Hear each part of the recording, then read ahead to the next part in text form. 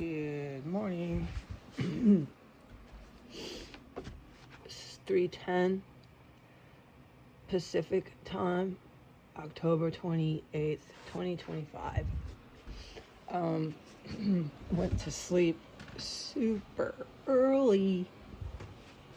And I'm not taking medication to sleep, folks. This fucking shit since I've been back, wow, is so fucked up. And I'm supposed to put in writing something, but I'll get to it. I do not need medication to sleep, okay? So what the doctor prescribed was a very nice thing, in case I did, because of the time zone adjustment and the traumatic events that I had left from Washington, D.C., and the traumatic events that I had entered into in Washington State. So it was causing me to sleep 6 hours, and then I would wake up and go back to sleep and sleep 3 to 4 to 5 more hours. And then I would wake up to people barging in my room, throwing me out into the cold, and just shit like that, okay? Or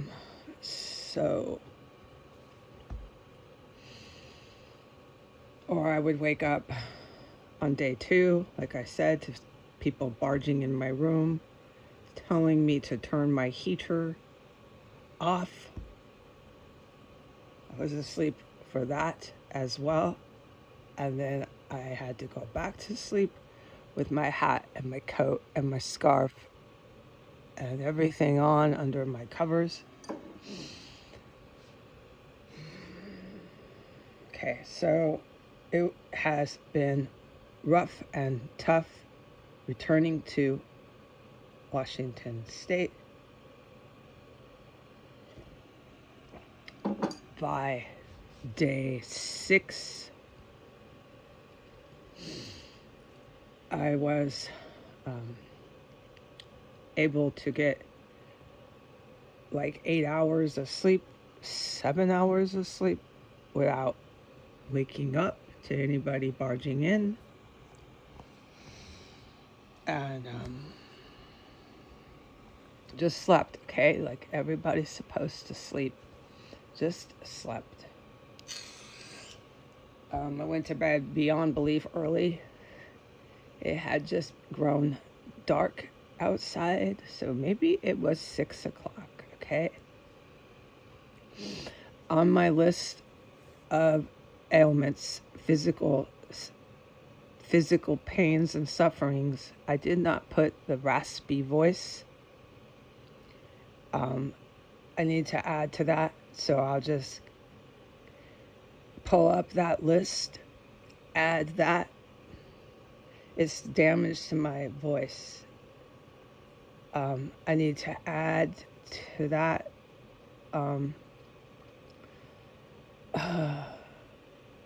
There was pain in my, wherever your liver is and your kidney, there was pains when the gases would be pushed and pumped.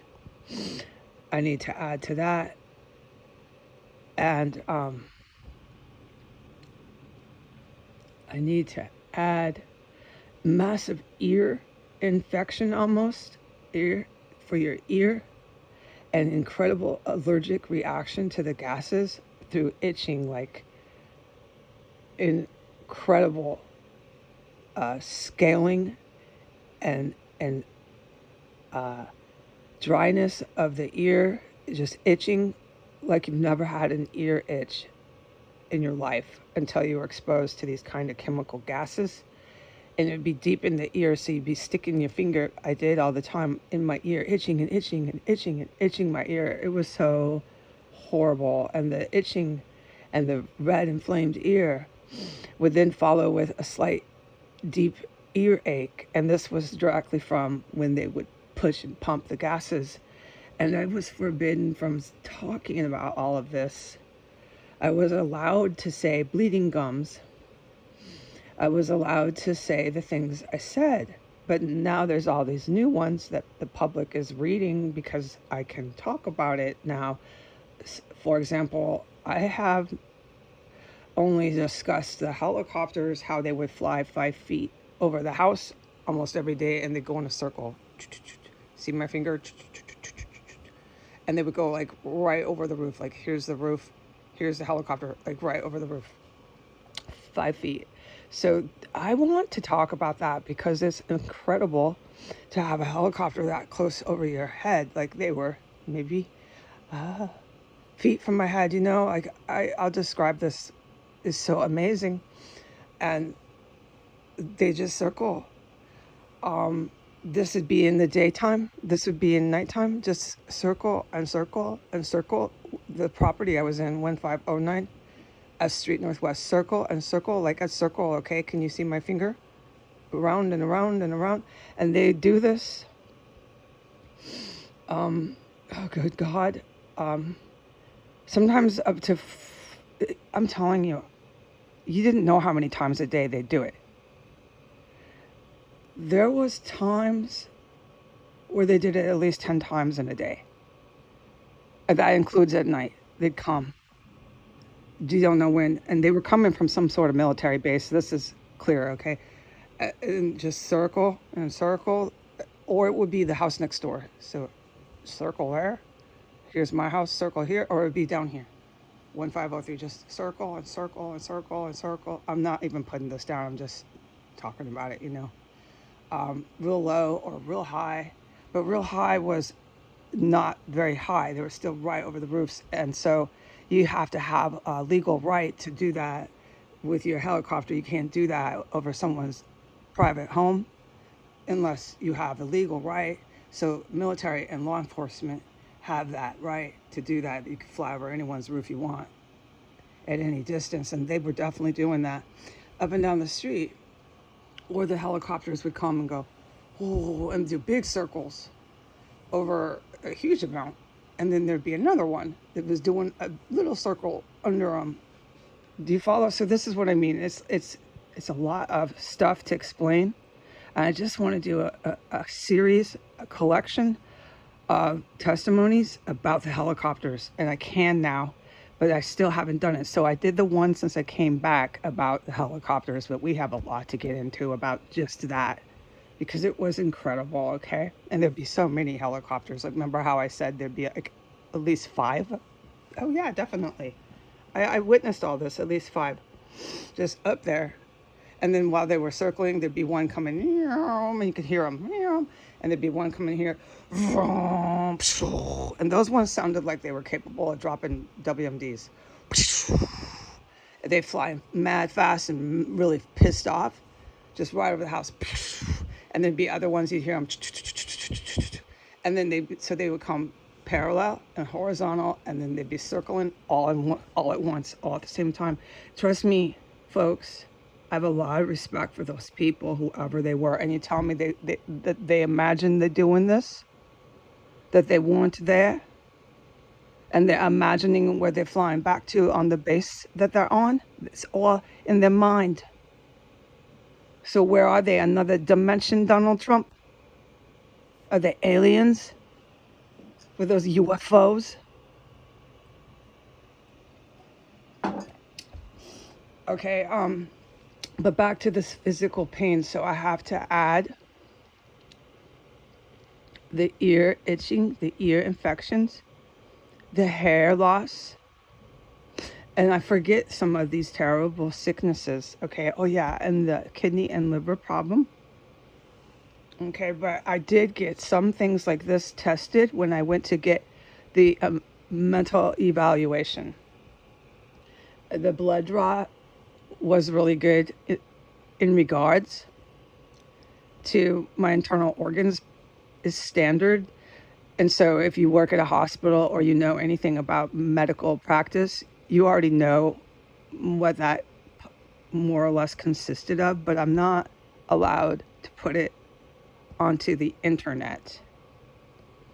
Anything that has to do with my physical health cannot go on the internet, not right now. It's forbidden But the rest of what the doctor put up about how I'm not needing medication, how I'm not needing to be committed into a hospital and arrested and held against my will, and so on and so forth, that one that put up about my mental health by the doctor and by the eval team, the mental health crisis eval team, the litmus test for my sanity. Remember this? Okay, we went through this on the internet. Okay.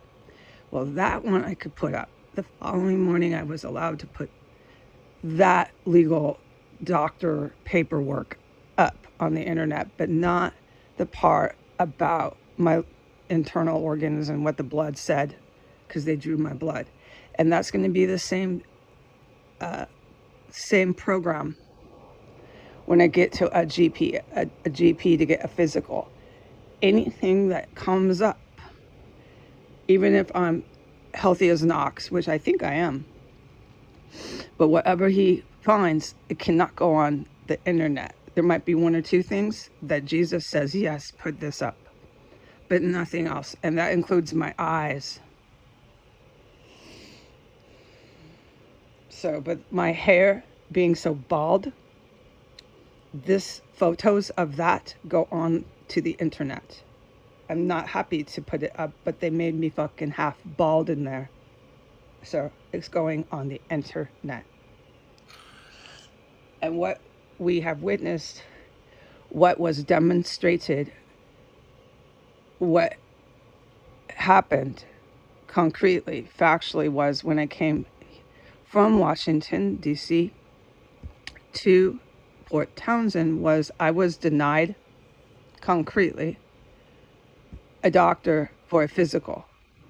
The only medical attention that the town demanded and threatened arrest if I did not get it was an evaluation for my mental health. And so today what I am to report, just this quick report, because I don't want to do reports necessarily. I would like to take a reprieve from reports. Is I'm not supposed to say where I am going, but I am leaving physically the jurisdiction of Jefferson County.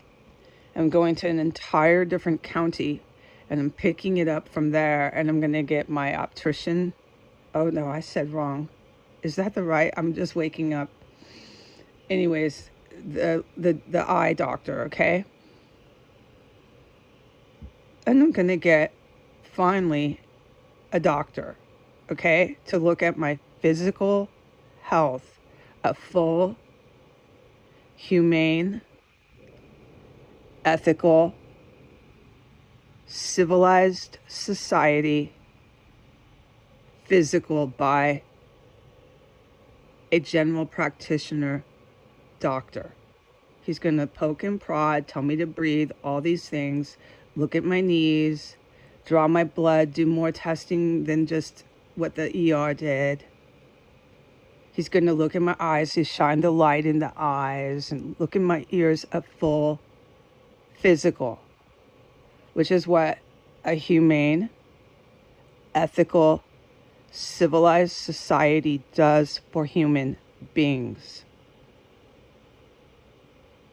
They don't order them to sit down, give them the Third Reich, Nazi, Gestapo,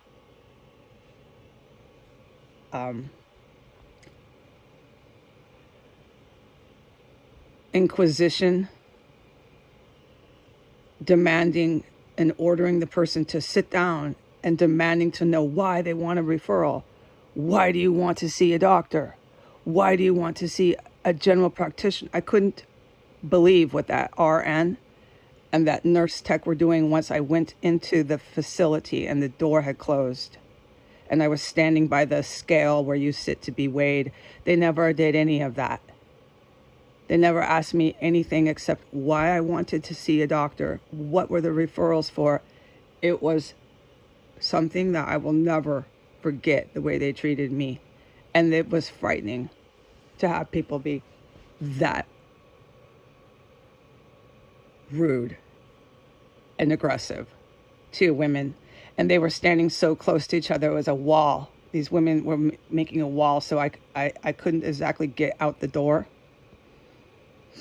And I stayed seated because they were really aggressive, and I thought it's best, honestly, that I do take their orders and sit, because these women were not in a warm nature. They were really aggressive, and it was all consistent of why I wanted to see a GP and why I wanted to get referrals, and basically what was I doing there, and why on earth. Never did they ask me what I felt. What was this blurred vision? Because I told that tattooed receptionist about blurred vision. They didn't even care. The woman, the RN, didn't even care. It was all about why I wanted to even see a GP. What on earth was this about? And what on earth was getting a referral even about? And how it was never going to happen through her facility. And then I went to the ER, and I went into the primary care. I was forbidden from talking about it yesterday. I walked from that clinic about 1 block away into the primary care. That's where the GPs work, okay? And I walked in thinking, hey, maybe I can talk to someone here. And I encountered another white man. And he was incredibly disrespectful. Let's just say that. I am to describe him, but I'm not to talk about what he said. It was incredibly disrespectful, and I just left. I just left the building. I knew this man was not going to be of any help. He had blue eyes, red hair. He was about 5'10". He had a little bit of a 5 o'clock shadow. It was red for facial hair. And he had optical lenses, but that might be incorrect because I was pretty alarmed after what happened at the express walk-in. So what I did was I went from the express walk-in right to primary care where the GPs work. I walked into primary care. I encountered another white male. He wasn't giving me the Nazi inquisition of why on earth wanted to see a doctor at all, like as if this is asking for something impossible. But he was incredibly rude to me. And I said, on my way out, I said, you're looking at me as if you're from another planet, and you just don't understand why I am asking for a doctor. I said that verbatim, and I said, never mind, goodbye. Because no matter what, when I asked that man, he worked there. He had a tag. I don't remember what his tag said. He looked like he had a pretty prominent position, but he wasn't a doctor. He would not tell me anything about getting a doctor. He kept refusing to answer any questions. The conversation lasted less than 3 minutes. It was like a complete and utter stone wall. I could not find out anything, and he was so rude. And then when I said, you're looking at me like I'm from another planet, asking to get a doctor, he said, goodbye. And then I walked, and he said it again, goodbye. So he was really nasty. And then by the time he had facetiously, sarcastically mocked me twice by saying, goodbye, goodbye. So he was watching me walk out and hollering things at me as I was walking out, just like the tattooed female had done. At that point, I then exited the primary care building, and I went to the emergency room, which is, here is the express, here is the primary care, here is the main hospital emergency room, which I have filmed where I got my mental health eval. Bam, bam, bam, they're all right there. So here's the ER, here's the express, here's where all the GPs are, okay? I crossed the street and went to the ER. That was my final and last attempt to understand why I could not get a doctor. And that woman who I talked to, I'm still forbidden from saying anything about, describing her or anything, but it was the exact same shit show. I walked out of there going, these people are not going to tell me anything. The only thing I could get out of her, I'm forbidden from talking about her. This is at the gate. When you walk in, not the gate, I'm sorry, I misquoted. When you walk in, there's the plexiglass and they admit you, they get your information, they give you the little tag to wear on your wrist. Okay, those people. It's not, she's not a doctor. She's whatever her position is. She gets you into the system, okay? Or she or he. When I had left the ER talking to this woman who I'm still forbidden to describe or say anything, that I had a full on 10-minute. I sat there, I sat down, I had a 10-minute conversation with her. I'm forbidden from talking about it. Yesterday, I could not even say I went to the primary care or the ER. It was forbidden, but that is what happened yesterday. That's the whole story. I went from express, walk-in, primary care, ER, just trying to figure this out. Why you guys are forbidding me here from getting a doctor? The only thing your hospital wants to do is mentally evaluate me, but you will not give me a doctor. Your staff is hollering from express to primary care, very facetious and mean and horrible things as I'm walking away. This is your health care you're giving me. Oh, and your mental health checks. This is documented. That's all that this Jefferson Hospital has been willing to provide. So I went to the Jefferson Main Hospital. Okay?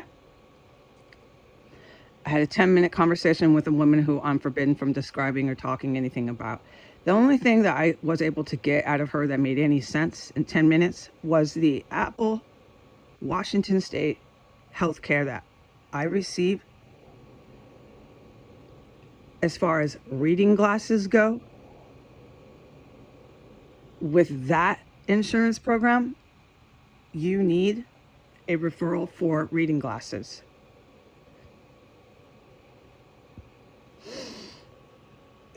So in 10 minutes, I still never got any answers of where, when, or how I could get a physical, because I kept telling her, and I kept telling the man at primary care and at the express walk-in, I need a physical. It was like asking for $10 million. And asking for this $10 million came with felony charges. And these are the good guys, and I'm the bad guy. And they're going to holler things at me from Express Clinic when I walk out. They're going to holler things at me from the primary clinic when I walk out. I was surprised the woman behind the glass at the ER wasn't hollering things at me either. I just walked out and I gave up, and then I walked down the street, and that's when I filmed. But I was forbidden when I filmed my experience from talking about the primary care or the ER, but this morning I can. So this is why I'm just leaving Jefferson County. There's no way you're getting me to go back to that hospital. I don't think anyone would disagree. You're never going to get me back at that hospital. If you treating people like that, you need mental health evals, okay? You do. So what I'm doing is I'm leaving the county. I'm getting taken care of somewhere else. I'm going to get a physical, and I'm going to keep writing all these ailments and pains and sufferings from these chemical gases, like the ears, the hair loss, all that stuff, okay? And we're going to get a physical from a doctor. I sprained my ankle in that house, and I couldn't get to the doctor there in Washington, D.C. So that goes for the physical. And I was telling them this. I told the ER woman this, but I can't talk about anything I said to her there. The ankle had been sprained, the injury, just for anyone's information, like 3 years ago. It happened 3 years ago. I sprained my ankle, yeah. And I wrapped it up and did my own thing inside of 1509 S Street, Northwest, okay? But I wanted now to get it checked properly.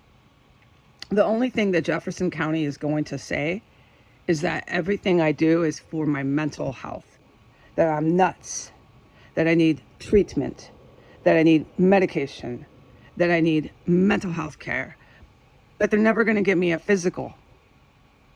They're never going to give me any actual medical care. The only thing I'm getting from this town is mental health care. So I'm in some sort of mental health town, so that's fine. You've got what you want, Jefferson County. You've got what you want. I'll go to the therapist here. Enjoy that. You got what you want. And you know why I'm doing the therapist here? Jefferson County Hospital? Because Jesus demands I go to the therapist here. And to mention this, Jesus demands that I see the interns at the therapy clinic. So, granted, you want me there so bad, Jefferson County Hospital, getting my mental health, right? Your interns are going to know me very, very well. All right, so that's my plan. But as far as actually seeing a doctor and getting anything physically done for my civility, my well-being, humanity, and ethics, I have to leave Jefferson County to do it. Is anyone following this? Okay, have a good day.